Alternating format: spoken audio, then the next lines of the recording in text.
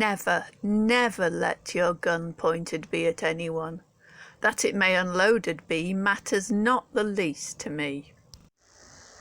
In the peaceful Ramoth Chapel burial ground at Conwil in Mynach, near Llanboidy, lies William Edwards, stonemason of Bryn Gwilym in this village, dead at 29 in 1908.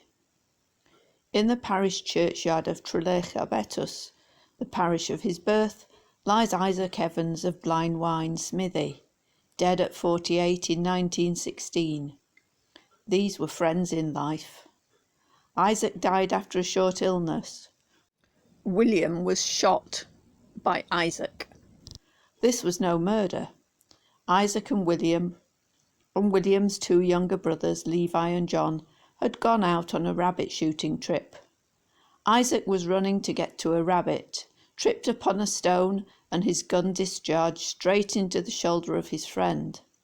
The shot wasn't fatal, though the shoulder blade was shattered, but the wound was somehow infected with tetanus, and although William was admitted to the infirmary in Carmarthen, he died. The verdict at the inquest was death due to lockjaw following a gun accident, and the coroner had words to say about the use of cheap guns for sporting purposes, but not, surprisingly, about safe gun handling. In May 1915, David Thomas, a 70-year-old widowed farmer who lived with his nephew and daughter at Bronysgowan Farm outside Llanboidy and in Meidrim parish, sent his young nephew, John Evans, a 13-year-old, to get his gun from the parlour. The boy brought the gun out from the farmhouse. He believed it was unloaded and put it to his shoulder and pulled the trigger. At that moment his uncle, about 12 yards away, turned round to look at him. The gun was not unloaded. It went off. The boy went to a neighbour for help, but the neighbour found David Thomas lying face down on the ground with a fatal head wound. When a hedge or fence you cross, though of time it cause a loss, from your gun the cartridge take, for the greater safety's sake. This poem was written in 1902 by Mark Hanbury Beaufoy for his son, to whom he gave a shotgun. It was, I'm sure, one of the newer types of gun, but in West Wales money was tight, and old muzzle-loading or hammer-action guns were the norm, and removing the cartridge wasn't always an option.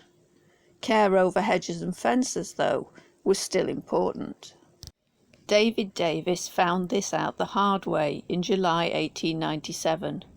He was crossing a hedge with a friend to whom he could have passed his gun, but instead he held it while getting through the hedge and shot himself in the leg.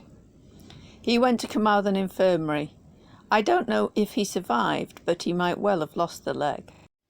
In 1889, Benjamin Evans, an 11-year-old farmer's son from Kevin, Trehear, near Llanboidy, was crossing a hedge with a loaded gun, which went off and shot the poor boy in the chest and set his clothes alight. He died from the wounds resulting from this accident. Bronysgowan Farm, the scene of the accidental shooting of David Thomas by his nephew, is next to Trevellerich Farm, where in June 1901 George Harris, a 48-year-old farmer, went out rabbit shooting.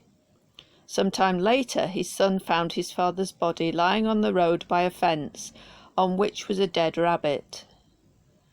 Despite hints in the press about his being separated from his wife, this was not suicide.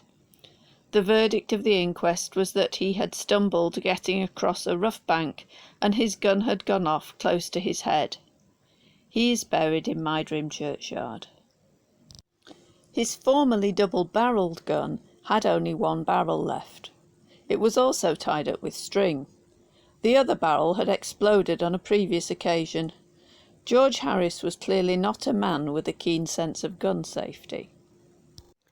If twixt you and neighbouring gun, bird shall fly or beast may run, let this maxim e'er be thine, follow not across the line.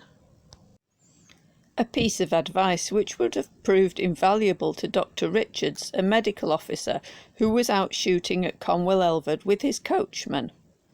As Dr. Richards fired across a hedge towards a bird flying up, his coachman on the other side of the hedge stood up, and the guns charged hit him in the head and arms. He was taken to Carmarthen Infirmary, which appears to have seen a lot of gunshot wounds, judging by these newspaper reports, and was apparently not in immediate danger. Luckily for him, he must have been at a fair distance from his master. You may kill or you may miss, but at all times think this: all the pheasants ever bred won't repay for one man dead. Thank you for watching, and stay safe.